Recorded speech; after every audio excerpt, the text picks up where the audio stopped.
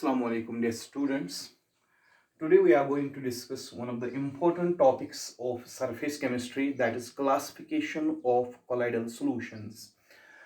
Colloidal solutions, जैसे आप जानते हैं कि कोई भी solution अगर आपके पास हो, चाहे वो true solution हो, चाहे वो colloidal solution हो, या चाहे हमारे पास कोई suspension हो, यूजुअली दो कंपोनेंट्स की बनी होती है। एक तो सोल्यूट होता है उसमें और दूसरा सॉल्वेंट।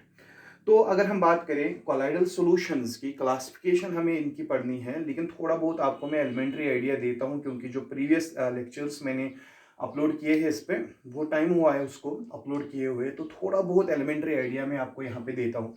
कोलाइडल सॉल्यूशंस में जो सोल्यूट पार्टिकल्स होते हैं, they are called as dispersed phase और डिस्पर्स्ड फेज पार्टिकल्स, या उनको हम नाम देते हैं कोलाइडल पार्टिकल्स। और जो सॉल्वेंट होता है, that is called as dispersion medium. Solute particles को कहते हैं डिस्पर्सिव फेज एंड सॉल्वेंट को कहते हैं डिस्पर्शन मीडियम। तो रही बात, अगर हम कोलाइडल सॉल्यूशंस के अब सल्यूट की बात करें, यानी कि डिस्पर्सिव फेज की बात करें, डिस्पर्सिव फेज का सल्यूट का जो साइज होता है कोलाइडल सॉल्यूशंस में, that lies in between 1 to 1000 nanometre. 1 से 1000 नैनोमीटर तक इनका साइज होता है डिस्पर्सिव फेज पार्टिकल्स का।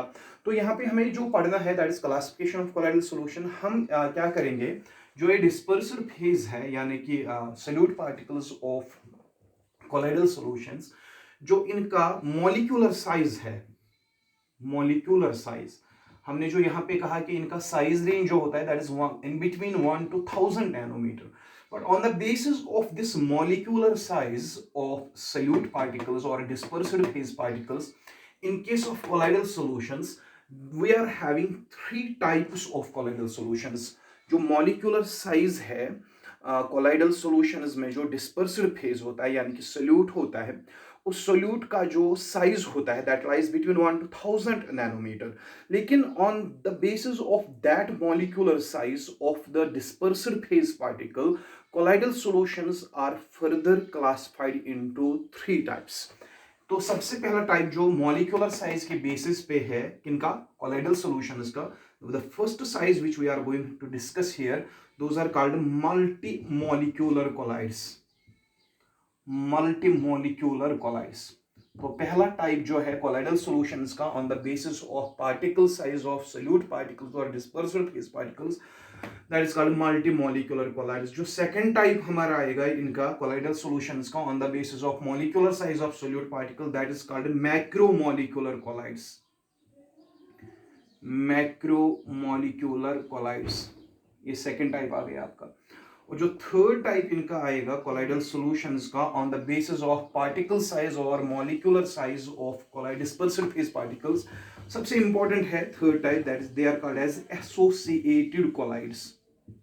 एसोसिएटेड कोलाइड्स, और इन्हीं एसोसिएटेड कोलाइड्स को हम दूसरा नाम देते हैं, they are also called as micelles. माइसेल्स।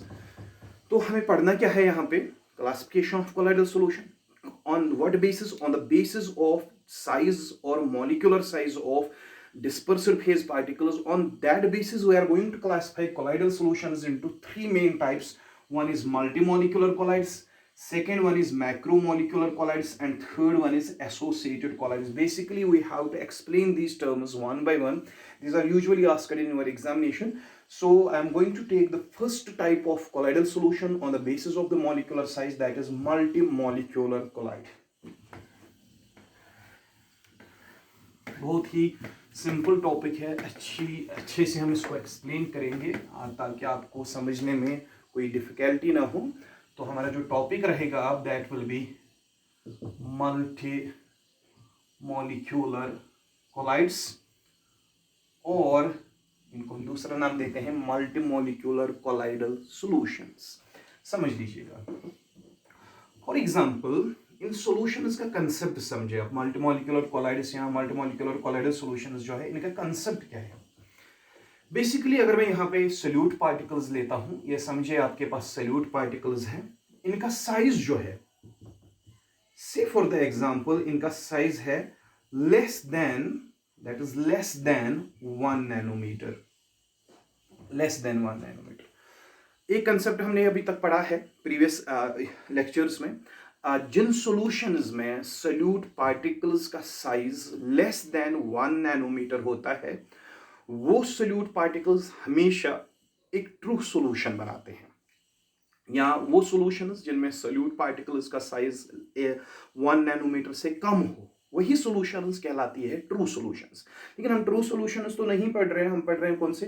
Colloidal solutions. Colloidal solutions में कौन सा टाइप हम पढ़ रहे हैं? मल्टीमॉलिक्यूलर कोलाइड्स। तो कंसेप्ट समझिएगा, अगर मेरे पास सॉल्यूट पार्टिकल्स है तो इनका साइज अगर लेस देन 1 नैनोमीटर है, ठीक है, अगर मैं इनको डिसॉल्व करूं किसमें? सॉल्वेंट में, तो कौन सी सॉल्यूशन बनेगी? True solution. लेकिन कुछ सॉल्यूशंस में देखा गया है जो ये सॉल्यूट पार्टिकल्स हैं जिनका साइज 1 नैनोमीटर से कम है, कुछ सॉल्यूशंस में देखा गया है यही यही जो है ये छोटे छोटे particles less than 1 nanometre size वाले पार्टिकल्स, ये एक ही जगह जमा होते हैं। बहुत सारे पार्टिकल्स, ये जैसे यहाँ पे मैं दिखा रहा हूँ, ये पार्टिकल्स, एक पार्टिकल का साइज लेस देन 1 नैनोमीटर है, लेकिन जब इसको सॉल्वेंट में हम डिसॉल्व करेंगे, कई सॉल्यूशंस में, बहुत सारी सॉल्यूशंस में देखा गया है ये छोटे छोटे मॉलिक्यूल्स एक जगह जमा होके कैसे जमा हो जाते हैं? With the help of van der Waals force of attraction. And जब van der Waals force of attraction की वजह से जमा हो जाते हैं, ये जो यहाँ पे पार्टिकल बन गया, it is called as cluster. तो ये जो यहाँ पे एक क्लस्टर बन गया, ये क्लस्टर में एक पार्टिकल नहीं है, बहुत सारे particles due to van der Waals force of attraction एक ही जगह पे जमा हो गए हैं, एसोसिएट हो गए हैं। तो ये जो एक क्लस्टर यहाँ पे बना, इस क्लस्टर का साइज आता है हमारे कोलाइडल रेंज में 1 to 1000 नैनोमीटर। अगर हम एक पार्टिकल की बात करें जो कि अलग है, सेपरेट पार्टिकल है, इंडिविजुअल पार्टिकल है, उसका साइज 1 नैनोमीटर है। लेकिन बहुत सारे पार्टिकल्स वाटर में डिसॉल्व करके क्या बनाते हैं? क्लस्टर्स जमा हो जाते हैं एक जगह, और जो क्लस्टर होता है उसका साइज आता है हमारे कोलाइडल रेंज में। जब बहुत सारे पार्टिकल्स, बहुत सारे मॉलिक्यूल्स, बहुत सारे एटम्स या बहुत सारी मॉलिक्यूल्स क्लब हो जाए या एसोसिएट हो जाए एक ही जगह, when dissolve in water due to the van der Waals force of attraction, they result in the formation of clusters lying in the colloidal range, इनका साइज 1 to 1000 नैनोमीटर होता है। और फिर जब यही क्लस्टर्स सॉल्वेंट में डिसॉल्व्ड फॉर्म में रहते हैं, they result in the form of a solution, and that solution is called multimolecular colloid. इसका नाम ही है मल्टीमॉलिक्यूलर कोलाइड। मल्टीमॉलिक्यूलर मतलब बहुत सारे मॉलिक्यूल्स एक ही जगह जिनका साइज लेस देन 1 नैनोमीटर है, वो सारे मॉलिक्यूल्स, बहुत सारे मॉलिक्यूल्स, 10-10, 15-15, 20-20 मॉलिक्यूल्स एक ही जगह जमा हो जाते हैं due to van der Waals force of attraction. They result in the formation of large number of clusters, और उन क्लस्टर्स का जो साइज है that lies in this range, and those clusters when dissolved in water remain dispersed in it, and they result in the formation of a solution that's called as multimolecular collide। तो कहने का मतलब यही है, मल्टीमॉलिक्यूलर colloids में जो initially particles होते हैं उनका साइज 1 नैनोमीटर से कम होता है, but upon dissolving in water they get associated to form clusters, और क्लस्टर्स का साइज कोलाइडल रेंज में लाई करता है, and when they disperse in water they remain in such form, these clusters do not break in water, and when they do not break they result in the formation of a colloidal solution that is called as multimolecular collide।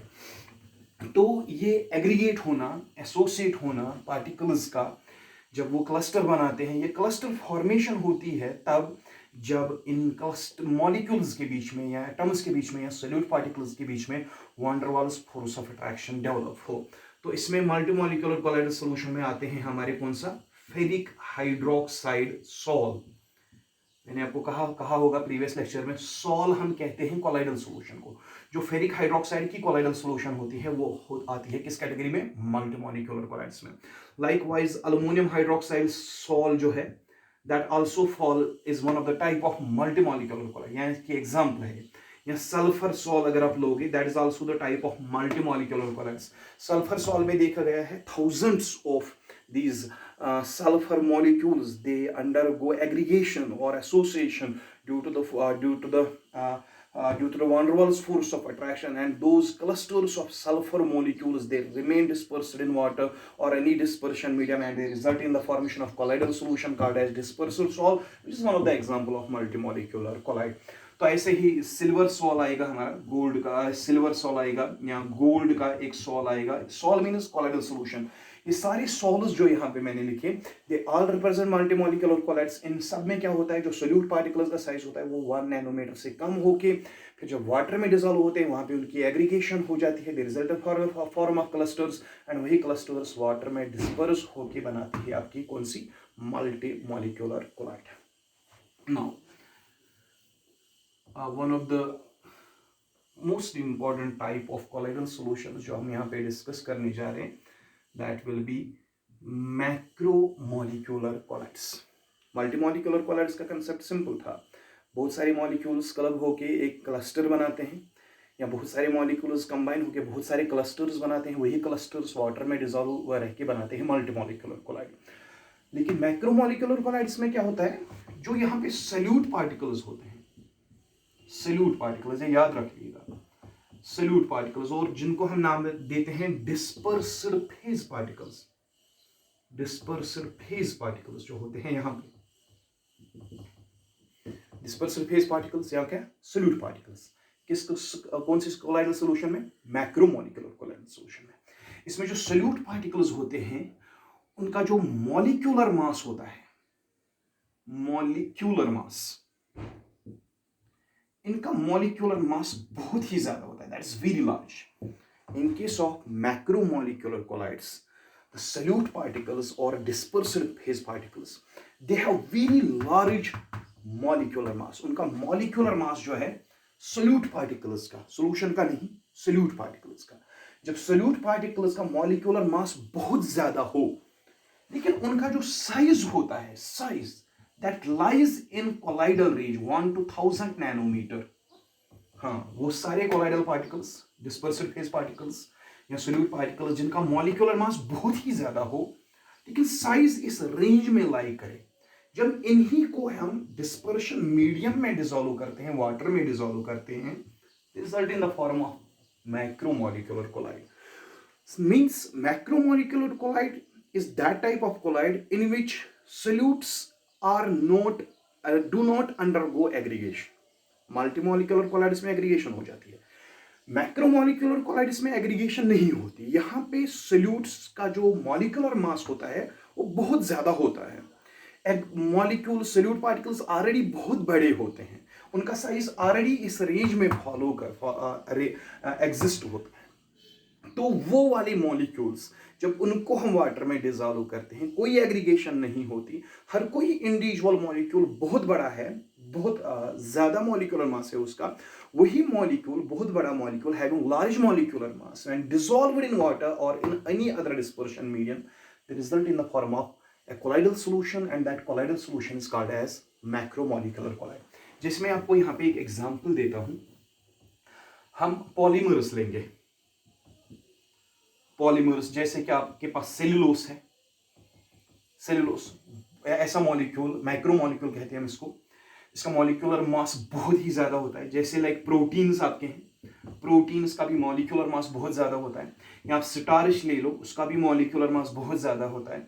लेकिन cellulose particles का, proteins का, starch का जो size है that lies in colloidal range 1 to 1000 nanometre. That means we are having some molecules like polymers जिनमें molecules का size बहुत ज्यादा, सेलुलोस बना होता है कार्बोहाइड्रेट्स से, या ये बना होता है मोनोसैकेराइड्स से, लार्ज नंबर ऑफ मोनोसैकेराइड्स से बना हुआ होता है। प्रोटीन्स बने होते हैं large number of amino acid से बने होते हैं, स्टार्च भी बने होते हैं इनसे, मोनोसैकेराइड्स से। तो व्हेन कहने का मतलब है ये वो मॉलिक्यूल्स है जिनमें मॉलिक्यूलर मास बहुत ज्यादा होता है, प्रोटीन, सेलुलोस, स्टार्च। जो साइज इनका है that lies in colloidal range. जब इन्हीं सेलुलोस, प्रोटीन और स्टार्च को आप किस में डिसॉल्व करोगे, वाटर में या किसी और डिस्पर्शन मीडियम में, तो वो जो कोलाइडल सॉल्यूशन आपकी बनेगी वो कहलाएगी क्या, मैक्रोमोलिकुलर कोलाइडल सॉल्यूशन। यानी कि इसमें जो सोल्यूट पार्टिकल है वो ऑलरेडी बहुत बड़ा है, इसको एग्रीगेशन करने की जरूरत ही नहीं है सेलुलोस को, क्योंकि ये ऑलरेडी बहुत बड़ा मॉलिक्यूल है। लाइकवाइज आप पॉलीमर्स के बदले अगर आप सिंथेटिक पॉलीमर्स लोगे, तो सेलुलोस जो स्टार्च, प्रोटीन की बात मैं कर रहा था वो सारे नेचुरल पॉलीमर्स थे। अगर मैं सिंथेटिक पॉलीमर्स की बात करूं, सिंथेटिक पॉलीमर्स में एक तो आपका पॉलीथीन आता है, सिंथेटिक पॉलीमर में आपका डेक्रोन आता है, सिंथेटिक पॉलीमर में आपका नाइलॉन आएगा, नाइलॉन 66, नाइलॉन 610, या आपका पॉलिस्टाइरीन आएगा, पॉलिस्टाइरीन आएगा इसमें, या पीवीसी आएगा, पॉलीविनाइल क्लोराइड, या different types of synthetic polymers हैं हमारे पास जिनका मॉलिक्यूलर मास जो है वो बहुत ज्यादा होता है। ये भी बने होते हैं लार्ज नंबर ऑफ मोनोमर्स के, तो मॉलिक्यूलर मास जो बहुत ज्यादा होगा, लेकिन इनका जो साइज होता है that also lies in between 1 to 1000 nanometre when they remain disperse, when they are dissolved in any dispersion medium, there is also result in the formation of macromolecular colloids. So macromolecular colloids are those colloidal solutions in which the size of solute particles is that size lies in the colloidal range, but जो molecular mass उनका होता है वो बहुत ज़्यादा होता है due to the large size of those molecules, and when they remain dispersed in dispersion medium, they result in the form of colloidal solution. So coming to our third type of colloidal solution, that is called as associated colloids. Associated colloids, or they are also called as micelles.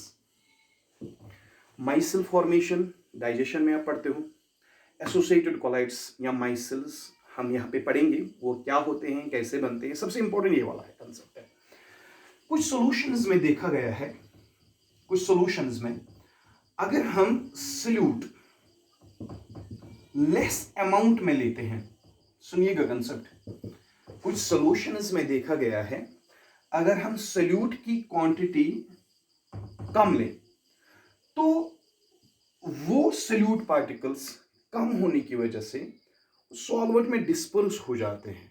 Disperse होने की वजह से उनको aggregate करने का, associate करने का मौका नहीं मिलता in less amounts. When solutes remain dissolved in water, some solutes they do not undergo association when they are present in less amount. At that time, they result in the formation of true solution. But when the quantity of solute is increased, अगर ज़्यादा से ज़्यादा quantity हम solute की add करेंगे, कुछ solutions में ऐसा देखा जाता है कि जब क्वांटिटी solute की इंक्रीज हो जाए तो solute particles की एग्रीगेशन होने लगती है, like that of multimolecular colloids, and they also result in the form of clusters. And those clusters, they remain dispersed in water, they result in the formation of associated colloids. अब यहाँ पे एक question है, मल्टीमोलिकुलर colloids में भी association होती है और एसोसिएटेड colloids में भी सोल्यूट पार्टिकल्स की एसोसिएशन होती है, लेकिन कंसेप्ट समझिएगा, मल्टीमोलिकुलर colloids में लो और हाई कंसेंट्रेशन का कंसेप्ट है ही नहीं। मल्टीमोलिकुलर colloids में बहुत सारे particles irrespective of whatever the concentration is, they undergo association and they result in the formation of multimolecular colloids. लेकिन associated colloids और micelles जो है, इसमें क्या होता है, लो कंसेंट्रेशन पे solutes एक जगह जमा नहीं होते हैं, they remain far apart from each other. At that time they result in the formation of true solution, और solute particles हमें आंख से नहीं दिखते। But when the quantity of solute is increased at certain concentration, when concentration is very large, at certain concentration, when we increase the concentration of the solute continuously, a stage reaches in the solution where the solute particles, they club or they undergo association due to the different forces of attraction, and they result in the formation of a special type of colloidal solution called as associated colloid or micelles. लेकिन यहाँ पे आप देख लीजिएगा, solute particles उस time aggregate हो जाते हैं, उस टाइम वो क्लस्टर्स बनाते हैं, सोल्यूट पार्टिकल्स उस टाइम क्लस्टर्स बनाते हैं जब उनकी कंसंट्रेशन बहुत ज्यादा हो, और उस कंसंट्रेशन पे जहां पे माइसील बनता है, that is called critical micelle concentration, CMC. Critical micelle concentration is that minimum concentration at which solute particles undergo association and they result in the form of clusters, and those clusters when dissolved in when remain dispersed in water or any other dispersion medium, at that time they form associated colloids. इनके माइसील formation या associated collide का बनना ये तब बनता है जब concentration बहुत ज्यादा हो, that is called critical micelle concentration, और ये जो एसोसिएशन होती है ये एक स्पेसिफिक टेम्परेचर पे होती है, and that temperature is called as Krafft's temperature. So you have to remember two things here. Associated colloid में भी different solute particles club हो जाते हैं एक ही जगह, लेकिन एक specific concentration पे, that's called critical micelle concentration, और एक specific temperature पे, that's called Kraft temperature. लेकिन अगर मैं आपके एग्जाम्पल यहाँ पे दूँ, जो माइसील्स बनाते हैं solute particles, उसमें आते हैं एक तो soaps and detergents. Soaps and detergents, अगर हम सोप पार्टिकल्स का और डिटर्जेंट पार्टिकल्स का साइज अगर हम देखें, that is very small, generally less than what, 1 nanometer. But when the concentration of soaps or detergents in water is increased, those soap particles or detergent particles, they undergo association. They result in the form of clusters of these detergent particles or soap particles, and those clusters, they remain dispersed in water and they form a colloidal solution that is called as associated colloid or mycel. Soaps और detergents जो है, इनके लिए जो critical माइसिल concentration है, यानी वो concentration जहां पे ये माइसिल बनाते हैं, that is 10⁻⁻⁴ to 10⁻⁻³ moles per litre. याद रख लीजिएगा ये बात। सोप्स और डिटर्जेंट्स का जो पार्टिकल्स का साइज होता है, सोप्स और डिटर्जेंट्स एक्चुअली क्या होते हैं, साल्ट्स। वो साल्ट्स को जब आप वाटर में डिसॉल्व करोगे तो वो क्या बनाएंगे, आयंस। आयंस का साइज क्या होता है, लेस देन 1 नैनोमीटर। तो सोल्यूशन क्या बनेगी, ट्रू सोल्यूशन। लेकिन जब वही आयंस, जब कंसंट्रेशन ऑफ सोप और डिटर्जेंट ऐड ज्यादा करें कंसंट्रेशन, सोप्स और डिटर्जेंट से जो आयंस का नंबर बनेगा वो बहुत ज्यादा बनेगा, तो वो ज्यादा वो आयंस कार्बोक्सिलेट आयंस क्लब हो जाते हैं एक ही जगह। They result in the formation of these clusters, और those clusters are also called associated colloids और व्हाट, माइसिल्स। लेकिन वो एसोसिएटेड कोलाइड्स और माइसिल्स या एग्रीगेशन कब होती है, जब सोप्स और डिटर्जेंट्स की कंसंट्रेशन होती है in the range of 10⁻⁴ to 10⁻³ moles per litre. इस कंसंट्रेशन पे ये माइसिल बनाते हैं, वरना ये नहीं बनाते। ठीक, तो in tomorrow's lecture we are going to discuss the mechanism how these soaps and detergents, how they actually form the mycel। वो मैं अलग से लेक्चर में यहाँ पे डिस्कस करूंगा, यानी कि कैसे एक माइसिल बनता है और सोप्स और डिटर्जेंट्स कब कब माइसिल बनाते हैं, वो मैं कल आपको अलग वीडियो में सेंड करूंगा। एक्चुअली आसान हो रही है तो मैं वीडियो को यहीं पे क्लोज करता हूँ। अल्लाह हाफिज़।